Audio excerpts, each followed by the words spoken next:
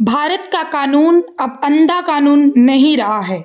भारत में न्याय की देवी की मूर्ति के आंखों की पट्टी अब हट चुकी है। पहले भारत में सुप्रीम कोर्ट में जो न्याय की देवी की मूर्ति लगाई गई थी, उसकी आंखों पर पट्टी तथा एक हाथ में तलवार थी। सुप्रीम कोर्ट के चीफ जस्टिस DVY चंद्रचूड़ ने इस पट्टी को अब हटाने के आदेश दे दिए हैं तथा सुप्रीम कोर्ट की लाइब्रेरी में इस नई मूर्ति को लगा दिया है, जिसमें आंखों पर से पट्टी हटी हुई है तथा हाथ में तलवार के स्थान पर संविधान की बुक को थमा दिया है। दोस्तों, न्याय की देवी की मूर्ति पर आंखों पर पट्टी क्यों बंधी थी तथा न्याय की देवी की मूर्ति का क्या इतिहास है, आइए जानते हैं। न्याय की देवी, जिसे अक्सर हम अदालतों में देखते हैं या मूवीज में हम देखते हैं, तो न्याय की देवी की आंखों पर पट्टी तथा एक हाथ में तराजू और तलवार लिए होता है।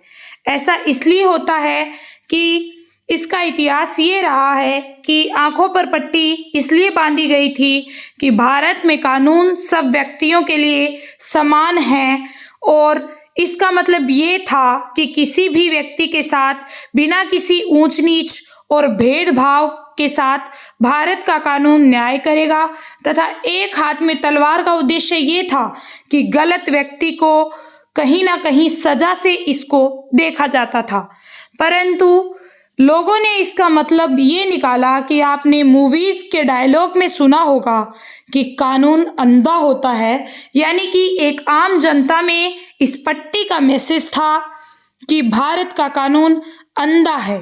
तो इस कानून पर अंधे की टिप्पणी को हटाने के उद्देश्य से हमारे चीफ जस्टिस चंद्रचूड़ ने इसको हटवाने का फैसला किया और संविधान की बुक को हाथ में थमाने का फैसला किया, क्योंकि भारत का कानून व्यक्तियों को दंड देने के पक्ष में नहीं बल्कि सुधार करने के पक्ष में है। न्याय की मूर्ति जो आप देखते हैं, उसके इतिहास के बारे में अब हम जानते हैं। न्याय की देवी, जिसे अक्सर हम अदालतों में देखते हैं, वो असल में यूनान की देवी है। उसका नाम जस्टिया है, यानी कि उन्हीं के नाम पर जस्टिस शब्द आया है। उनकी आंखों में पट्टी बंधी दिखती है, यानी कि न्याय हमेशा निष्पक्ष होना चाहिए।